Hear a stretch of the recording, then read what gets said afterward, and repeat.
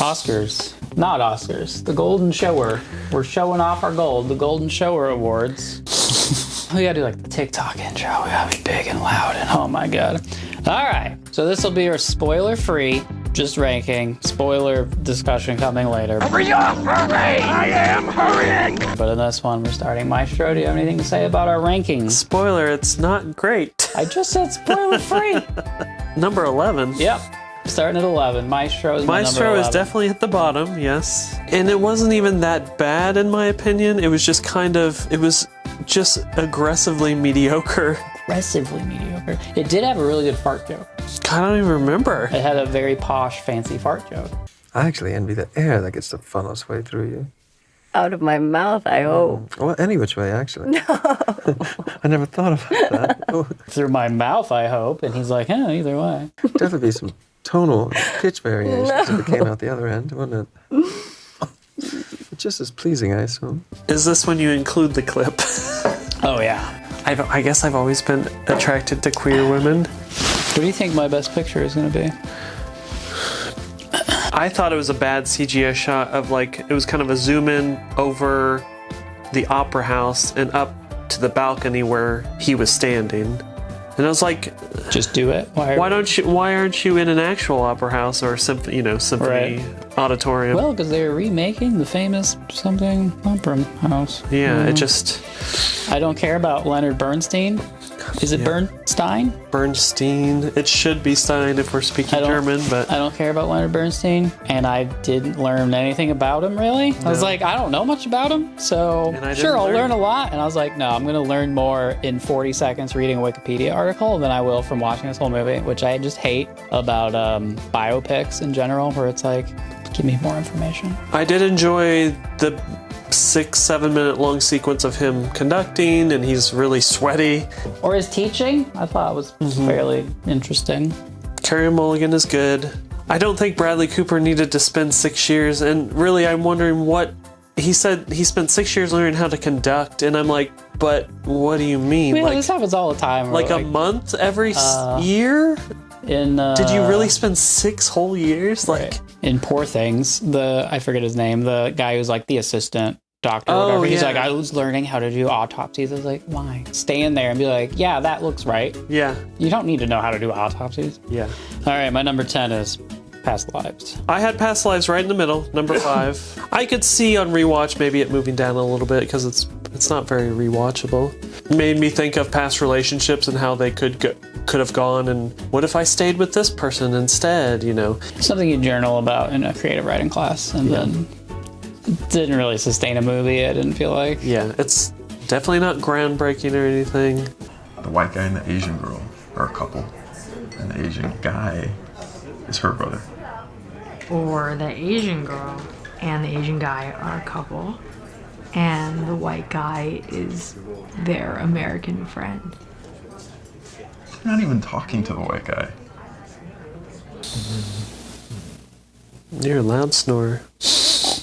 All right, my number 9 is The Killer. The Killer, not nominated also. Okay, so I didn't have The Killer on my list, but I would put it, I guess, at number 4? Okay, so it was your 4th favorite, and you didn't even put it. Thought it was fun. Not an amazing, great film, but like pretty fun. It's like Fincher doing the most elevated form of like a movie of the week. Yeah. It's like, it's not a super important film. We're not gonna say a ton. Here's some fun kills and sequences, and I laughed a lot. Yes, it was very funny. A very dark but comedy. In like the just like really dry and dark, like offhand comments that he says throughout the movie. And there's a lot of, I guess, commentary on capitalism and... Well, he sets up to do his sniping from a WeWork that's been abandoned. You know, and there's things like that. I just thought it was funny. Yeah. But not a great Fincher film. And there's a lot of hidden CGI. And I always wonder why he does what why he does. Zodiac has so much CGI, which you wouldn't think. I love Zodiac. Yeah, Zodiac's great. When Fincher has so many near or masterpieces, this one is just like, a throwaway kind of. Yeah, it's like a movie of the week. It's Yeah. kind of what it feels like compared. Like it just doesn't feel like he's aiming high. It feels like he's trying to perfect a form. Like it's almost like he's just doing an exercise. Yeah. But like it's funny and 3 9-gauge nails, early middle-aged non-smoker, about 180 pounds. Should last 6-7 minutes. at number 8 I have The Holdovers, which I wrote was a warm blanket. Yeah. Reminded me of Scent of a Woman, School Ties. Son of a Woman is a perfect. Yeah, that's You know, a perfect matchup matchup. Yeah. a grumpy old man and a teenager, and they learn from each other. And it's out of school. Yeah. On my letterbox, I was just, I think I rated it 3.5 stars. And I was just like, they don't really make a lot of these movies anymore. Like just movies that are just nice. A lot of people on social media have been calling it like a new Christmas classic. I really wouldn't go that far. Paul Giamatti is very funny and very grumpy throughout. It's fun to watch him. I'd like to propose a toast to my 2 unlikely companions. Are you trying to lick down my shirt? Oh. Yes. Just the warm. It's like reading a novel, I guess. At number 7, I have Killers of the Flower. Killers of the Flower Moon. Killers of the Flower Moon for me was my number 3. I You're really real enjoyed high it. on it. Yeah. Okay. Let me make my case for it being down at 7 then. I had trouble tracking who knew what and when, because I kept thinking like, wait, she's surely figured out by now he's poisoning her, but then she would act like she doesn't know. And I'm like, wait, does he know he's poisoning her and is killing her, but is also impregnating her? Like, He's real dumb. it's really hard to track. Like, are they that dumb? Have they not realized these things yet? And also, I just didn't care for the ending that much. Not the very ending, the radio program. I like that. I've heard a lot of people didn't like that, and I like that part. I think it's great. I think that ending is great. And I talked with a friend about it the other day and what it meant or symbolized. And Marty coming out and breaking the fourth wall, essentially. And Jack White from the White Stripes is in it too. And I guess aren't there a lot of musicians in I don't it? know. I knew Jack White. I had that in my notes. Immediately, and I think there's a couple others that I don't know by face. You know, you got nice color skin. What color would you say that is? My color. I thought it was fantastic, and just the whole movie. I mean, it's extremely long, but it moved fast and. Disagree. Took me 2 nights to watch it. So. I saw it in theaters, but I saw it like 4 in the afternoon. Did I you was do like, cocaine during the film? Was there a Coke intermission? I was just drawn in the whole time, and because De Niro hasn't been this good in years. I don't know that I loved De Niro. He was so fucking evil, but in just like a banal way. Expecting a miracle to make all this go away. You know they don't happen anymore. And then, the way the FBI shows up, and it's like, it's not a mystery, and they solve it immediately. And I was like, so what's driving the plot exactly? If it's not a mystery, it's not a whodunit. And then it's not like, oh, how did they catch them? How do they pin it on them? It's like, oh, they just kind of lock them up, and they're just dumb. And yeah, and they question a lot of people, and they pretty much give it away immediately. Yeah, it's like, I don't understand what the narrative engine is supposed to be right now. And in the book, apparently, I haven't read it, is apparently very different in the point of view. And because they originally, I believe it was focused more on the FBI and solving the murders, and they were like, maybe I shouldn't make it another white savior tale, you know? Oh, and it's also the FBI's first big case, apparently, which I didn't. They weren't even called the FBI at the time; they were just the bureau. They didn't really make a thing about it in the movie that it was like, oh, this is the FBI's first thing they did. The people are like, the what? And it's like, oh, okay, it's new, but yeah. J. Edgar Hoover sent me. I haven't heard of him. I really liked a lot of the characters inside. Just small parts were played by people that really looked the part. They were not movie stars. They were ugly guys that just had all these. He likes how ugly the men were. He's big on lesbians and ugly men. So next, let's move on. Let's move on. I have Zone of Interest at number 6. That was my number 9. I enjoyed it more than I was expecting. I was like, Holocaust movie. oh, how important my movie is, better be an Oscar or a bait. And it's like, no, I was surprised by it, I guess. I'm surprised by how many nominations it has. Really? Okay. You weren't big on it. But no, I did like it. I would never watch it again. I feel like I would watch it one more time because it's not what you expect, you know. It's true. Yeah. You do not see the suffering. It's all in like sound design and like, oh, in the background over here, there's this smokestack and what's that doing? And oh yeah, I just thought it was really effective and a new way of doing that. That wasn't just here. We're gonna rub your nose in the Holocaust. Now give us our awards. I didn't think it was that. Like the boy in the striped pajamas. Which I fucking hated that movie. I don't know if you saw that. No. That was fucking terrible. Boy in the Striped Pajamas is about, it's kind of similar. It's like the family that lives near and like at the fence line. Oh, their yes. kid sees that kid. Oh, why is he wearing striped pajamas? And they become friends They through become the friends through the fence. fence. And then their kid sneaks in and then gets exterminated right at the end. They're like, oh no, our kid died. And I was like, oh my God, this is... Oh my God. This is like Crash level middle schooler wrote it. That's how clever and interesting it is. But yeah, it was so... you see it coming for 4 hours. Is it a German kid who sneaks in? Yeah. He sneaks in to be with his friend. And they're like, yeah, well, we're going over here now. You want to come with us? And then the parents are like, where is our boy at? Oh, no. I was like, this is... Wow. It's like if Full House did a very special episode that on already the feels Holocaust and manipulative Mary-Kate just and Ashley hearing Olsen, about it. you know? Yeah. Wow. Anyway, it did not give me those vibes. Zone of Interest No. didn't do that. I thought it was... And the sound design is great, and... It felt... very foreboding, and... Yeah, it felt like an art piece, really.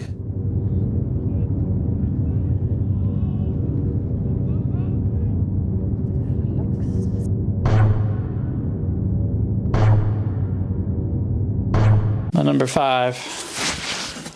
Anatomy of a Fall. Oh, God damn it. Aaron, shut up! Turn that off! I have to go throw my wife out the window. I'll be right back.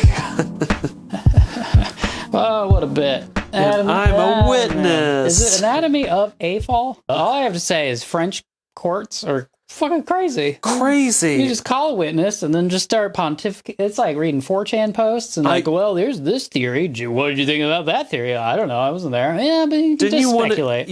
You wanted to say objection like a dozen times. Yeah, I was like, I'm no lawyer, but I'm pretty sure you can object to a lot of those things. Also, I couldn't keep track. I was like, are there 12 judges? Are the juror? Is it? I think the jurors. It's a jury that looks like judges. Yeah. What's all this furniture? There's all these little wooden doors, and you go up here and you go over there, and everybody's got their powdered wigs or whatever the hell, capes and stuff. C'est une version instrumentale. Bon, répondez s'il vous plaît, est-ce que le choix de ce morceau pouvait témoigner d'une jalousie de votre mari? Voilà, je vous montre les images. On a réalisé un test. I have it as 6, so it's just about the same place. I could probably switch it with Past Lives, but I mean, I really enjoyed it. Whatever studio put it out should have had like some kind of French court explainer, because yeah, it's so different from American courts. You just have to kind of roll with it, I guess. Right. But it was fascinating. And French, very French. And very French. And they speak in English and German, yeah. Sandra Holler. I have her who is just in Zone of Interest too. Back-to-back films. I think she's excellent. I suppose I'd watch it again on the rewatchable meter just to try to figure out who done it situation. That's what do you? I feel like Killers of the Flower Moon I would not watch, not for a while anyway. Too long. I rewatched it just the other day.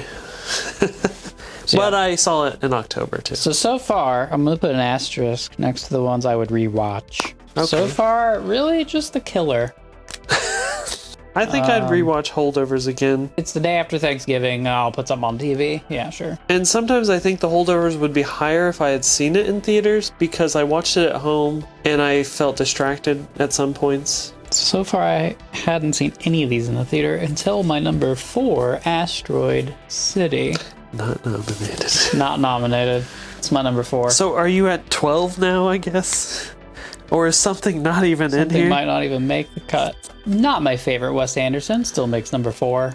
I've rewatched it already. So that's one I've seen twice. I didn't like it very much. It's very complicated. I won't have much to say. I don't remember it very clever. well. It's the thing that's missing for me to not be crazy about it like I am about many Wes Anderson films. It's not like, I feel like his films lately haven't been as funny. They used to be way more funny, and now they're like, oh, that's clever, but you don't laugh out loud. You just kind of like smirk a little bit. Yeah, they're very smirky. And very interesting structure, a little standoffish to audiences. Like, you figure it out. It's not going to hold your hand. I think there is stuff there, though, if you think about it, if you put in the work to, like, try to understand what's going on, there is something to see there. People really love it on Twitter. Whereas some films, there's not really anything behind. If you keep digging, it's like, no, they didn't think this deeply about it. Whereas Wes Anderson, I'm like, so it's a movie based on a play that's within a TV show about the making of the play? That's what this movie is? Oh my. Holy Toledo, that's Mitch Campbell. You're very good in the one about the tramp in the brothel who gets amnesia and becomes a pediatrician. You were very authentic. Actually, maybe my favorite character ever. I don't know why nobody else liked it. Oh, are you married? I'm a widower, but don't tell my kids. You're saying her mother died 3 weeks ago? Let's say she's in heaven, which doesn't exist for me, of course, but you're Episcopalian. So, I'm down to my number 3 film. Poor Things. Interesting. Number 3, I have Barbie. Wait. Oh, right. Barbie. I have it at 2. It's not my number 1. I have it at number 3. Surprising. You're higher a Barbie than I am. And I saw it twice in theaters. Better the second time. It went from 3.5 to 4 stars. Oh my goodness. Out of 5. Okay. Barbie's great.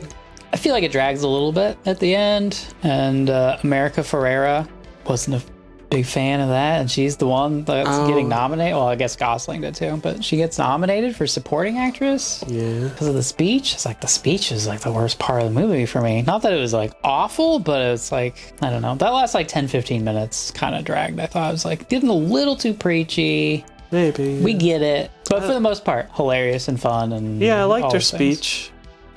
It did feel like a long Twitter thread, I guess. Weird Barbie is the best. And a lot of the sets are practical and it looks, old school. Yeah, I've got Barbie at 2. Number 2, I have American Fiction, which I have at 8. I really enjoyed. But I really enjoyed it. Where's our representation? Would you give us the pleasure of reading an excerpt? Yo, Sharonda, girl, you be pregnant again? If I is, Ray Ray is gonna be a real father this time around.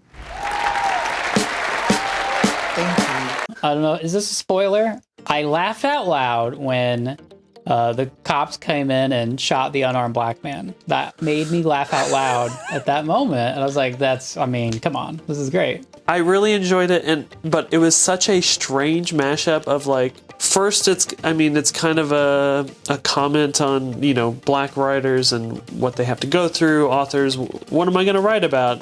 Being from the hood and doing drugs and it reminds me of also like black movies that are always like nominated for things. It's always about slavery or like Crash. Gang violence or Crash. And then it's also a comedy like, I guess I gotta stoop to this level and because no one's reading my books, it becomes a lot like adaptation.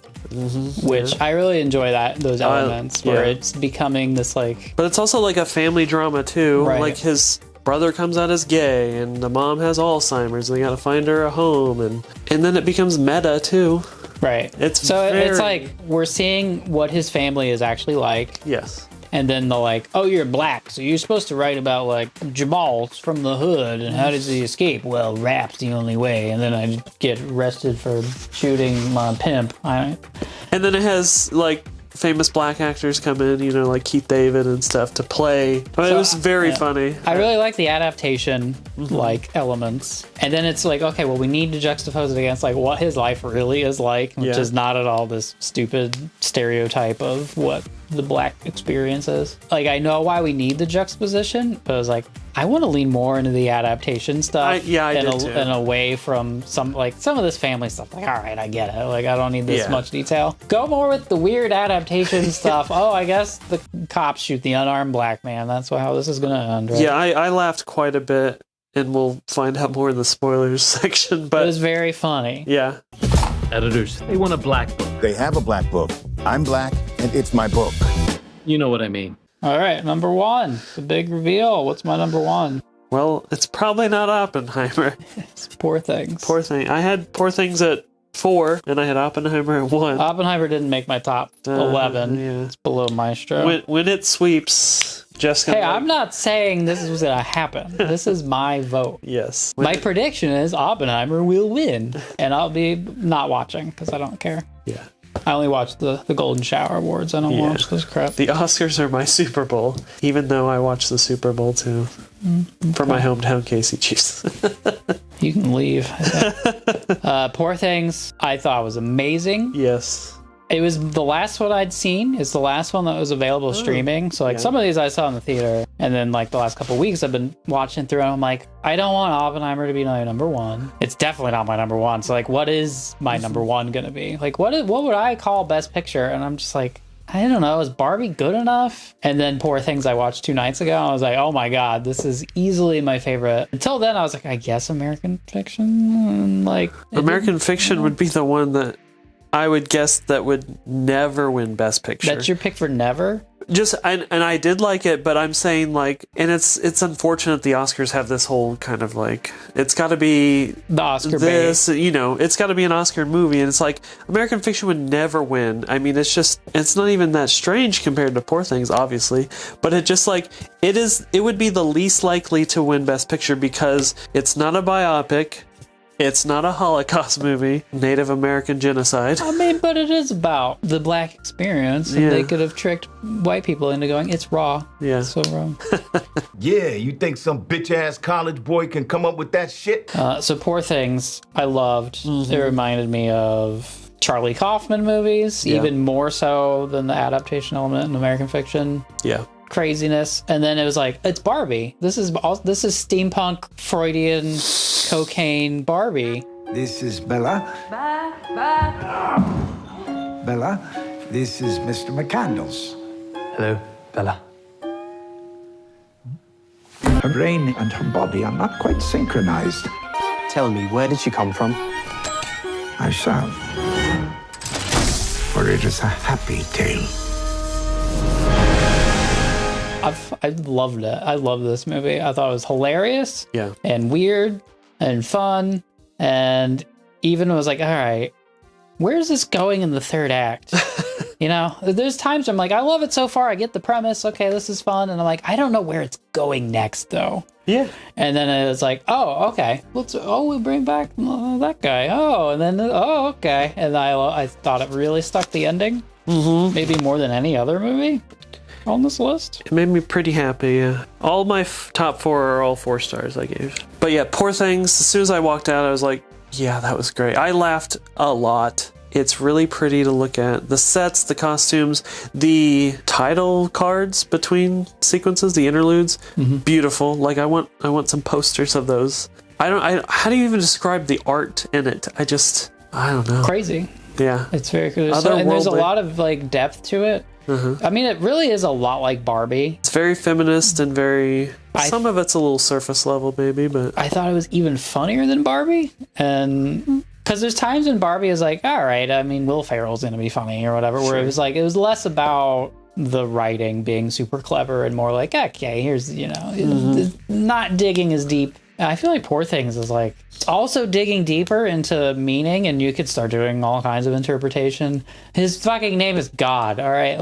It's stupid, but it's hilarious. Yeah. I don't know. I just thought it was amazing. It's one of my favorite films of the last couple of years. It goes right up there with Everything Everywhere All at Once, which I loved that movie. Me too. It's easily the director's Yorgos Lanthimos' most accessible movie. Yeah, so I've even not though seen it's many. that weird. I'd seen The Lobster and was it's good, I guess. Fine, it's reminds me of a Charlie Kaufman movie, but a little less accessible, and I didn't love it. And so this is my second, and I'm oh, okay, I need to watch all of them now.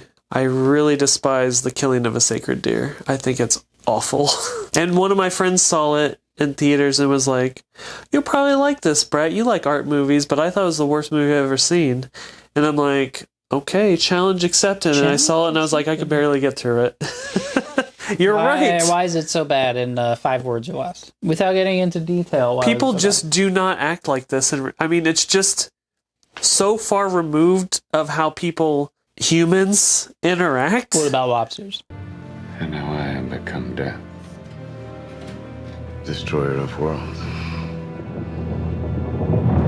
I liked the first half of Lobster and didn't like the second half that much, but yeah, it is haven't seen it since the year it came out, but I remember it's a very Charlie Kaufman premise, and I was like, oh, this sounds interesting. Right, but and then about halfway through the movie, you're like, where is this going? Well, anyway, we're talking about the best picture for me, Poor Things. For 2024. What do you think of my list? It's pretty good. You think it's a good list, even though Oppenheimer's not on the list. That's okay.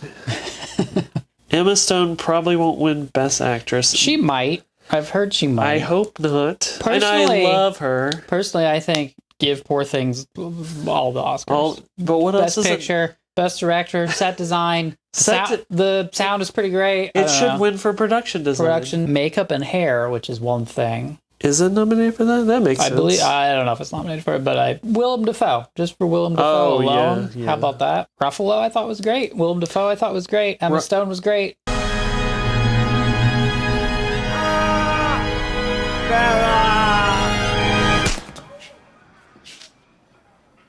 Oh.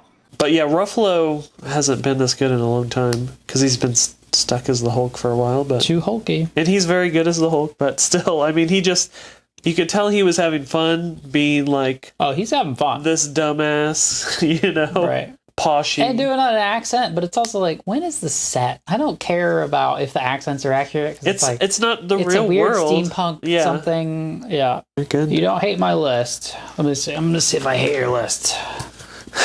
Well, it has Oppenheimer at number 1, so Past Lives too high, American Fiction too low, Maestro just right. It's an okay list. That's fine. I think this year's nominees are probably the best group of nominees in quite a while.